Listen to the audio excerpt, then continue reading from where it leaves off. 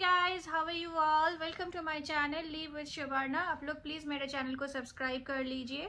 Menarche और the first period of a girl child, ये आजकल सही टाइम से बहुत पहले आना स्टार्ट हो गया है। मिनार्की का सही एज होता है 12 से 13 साल के बीच में, पर आजकल देखा जाता है 8-9 साल के बच्चियों में भी पीरियड आना स्टार्ट हो जाते हैं। इसका रीज़न क्या है? इसमें लॉन्ग टर्म में एक बच्चे के हेल्थ के ऊपर क्या इफेक्ट हो सकता है, एडल्टहुड में ये कैसे इफेक्ट कर सकता है, और इसमें एक पेरेंट का क्या रोल होते हैं। आज इस वीडियो में हम लोग इस सब के बारे में जानेंगे।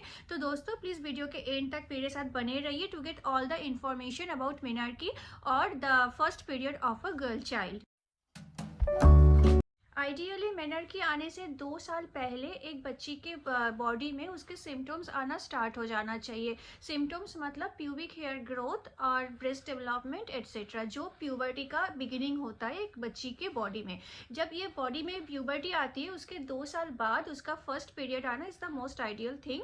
इन दैट सिचुएशन उसके हार्मोनल डेवलपमेंट सही हो रहा है। पर जब 8-9 साल के बच्चियों में मेनर्की आ जाते हैं और without having any other symptoms related to puberty, वो सही नहीं हो रहा है, दैट मीन्स उसके बॉडी में कुछ ना कुछ हार्मोनल इम्बैलेंस बन रहे हैं। और ये हार्मोनल इम्बैलेंस बनने का 2 ही रीजन होता है mainly, that is food and the lifestyle, wrong food habit and wrong lifestyle. Food के बारे में बात करें तो हम आजकल बहुत ज़्यादा अपने बच्चों को पैक्ड फूड खिलाते हैं। पैक्ड फूड मतलब बिस्किट, क्रैकर, कुकीज़, चिप्स। ये प्रोवाइड करना भी इजी होता है और बच्चों के लिए बहुत ज़्यादा डिलीशियस भी होते हैं। बेसिकली लंच, ब्रेकफास्ट, डिनर ये सब तो हम घर पे बना ही लेते हैं, पर जो स्नैकिंग का ऑप्शन होते हैं, स्नैकिंग के लिए मतलब 2 हेवी मील के बीच में जो बच्चों को कभी भूख लग जाते हैं, जो स्नैक मांगते हैं, उसके लिए हम लोग मोस्टली पैक्ड फूड पे डिपेंडेंट होते हैं। और ये जो पैक्ड फूड आते हैं जैसे chips, crackers, cookies and biscuits, इस सब में होता है रिफाइंड फ्लावर एंड बहुत ज़्यादा शुगर। ये फूड इनके बॉडी में बचपन से ही इंसुलिन के रेजिस्टेंस पैदा कर देते हैं, और ये इंसुलिन रेजिस्टेंस पैदा होने के वजह से इनके पूरे एंडोक्राइन सिस्टम खराब होने लग जाते हैं। मतलब इनके बॉडी के अंदर जितने भी अदर हार्मोन्स हैं उनके फंक्शन हैम्पर होने लग जाते हैं। एट टाइम्स हमें पता नहीं होता और बिना जाने हम अपने बच्चों को गलत फूड ऑफर कर देते हैं। जैसे एक है मिल्क। अगर हमें मिल्क का सोर्स का पता नहीं, अगर वो मिल्क ऐसे किसी काउ से आ रहा है जिसको हार्मोन इंजेक्शन दिया गया हो, तो डेफिनेटली उस मिल्क में वो हार्मोन का प्रेजेंस होता है, जो एक गर्ल चाइल्ड के बॉडी में जाके उसके एंडोक्राइन सिस्टम को बहुत ज़्यादा हैम्पर करता है। And thirdly I will talk about the lifestyle. आज के दिन में बच्चे बहुत ज़्यादा गैजेट डिपेंडेंट हो गए हैं। अगर 4 बच्चे भी एक साथ हैं, they don't prefer to play outside, rather उनको वीडियो गेम खेलना या फिर अपने टैबलेट या आईपैड के साथ बैठना ही ज़्यादा पसंद होता है। और एक बच्ची के बॉडी में proper hormonal balance and growth के लिए 1 से 1.5 घंटे तक proper physical activity is very important. कोई भी बच्ची, कोई भी गर्ल चाइल्ड अगर प्रॉपर फिजिकल एक्टिविटी में इन्वॉल्व नहीं होगी ऑन अ डेली बेसिस, उसका कभी भी प्रॉपर हार्मोनल ग्रोथ नहीं हो सकता।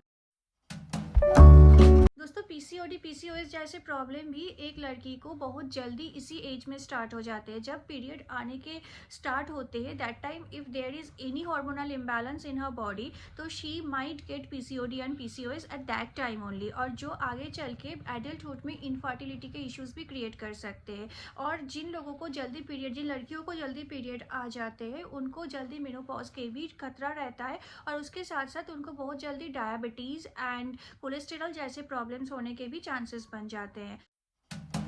तो दोस्तों अभी अगर हम सोल्यूशन के बारे में बात करें और एज अ पेरेंट आपकी क्या रिस्पॉन्सिबिलिटी बनती है उसके बारे में बात करें, तो फर्स्ट ऑफ ऑल मैं आपको बोलूँगी, आप अपने बच्चों को जो स्नैक प्रोवाइड कर रहे हो उसको बदल दो। If you are offering your child chips, crackers, biscuits and cookies and cake, ये सब कुछ अभी आप लोग स्टॉप कर दीजिए please. And instead of giving all this option, you can give them mid morning snacking के लिए fruits are the best option for them.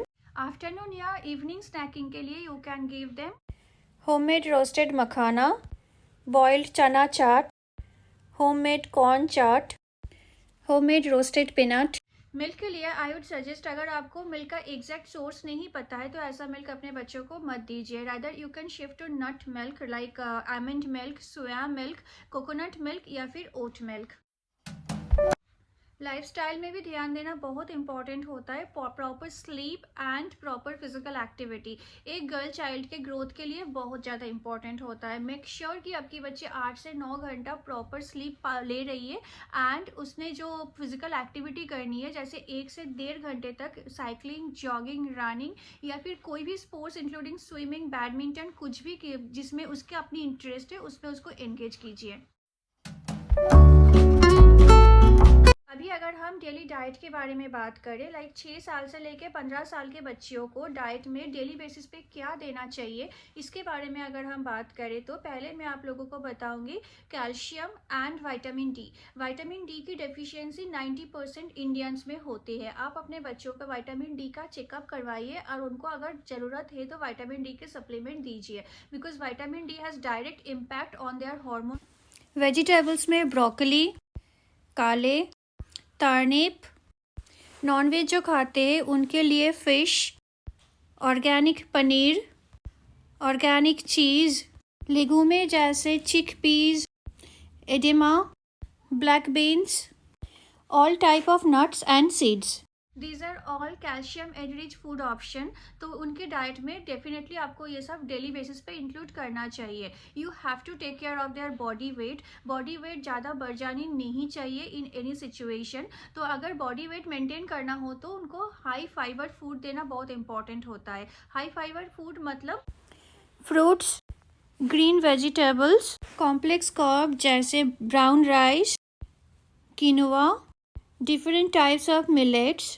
Daily diet for a girl child has to be iron enriched. Iron sources like rajma, black beans, chickpeas, vegetables like spinach, kale, then raisins, tofu.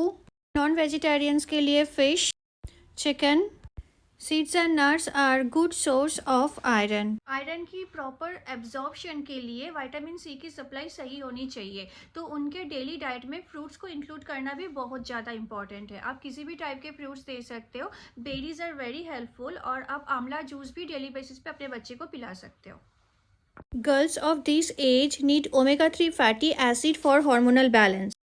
So almond, walnut, Brazil nut, pumpkin seeds, sunflower seeds, flax seed, these should be included in their daily diet and these are very good as a healthy snack.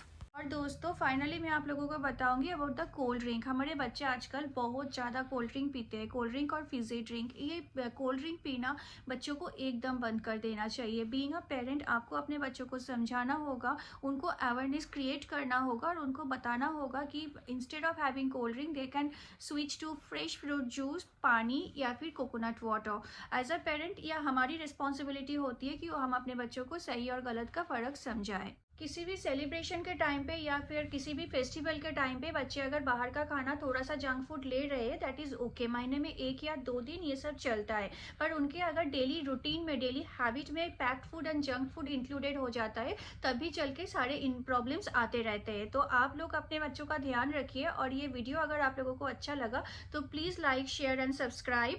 और सब बहुत अच्छे से रहना। किसी को भी customised diet plan चाहिए आप मुझे ईमेल कर सकते हो। डिस्क्रिप्शन बॉक्स में मेरा ईमेल आईडी दिया हुआ है। हम लोग बहुत जल्द फिर मिलेंगे, तब तक के लिए टेक केयर गाइस।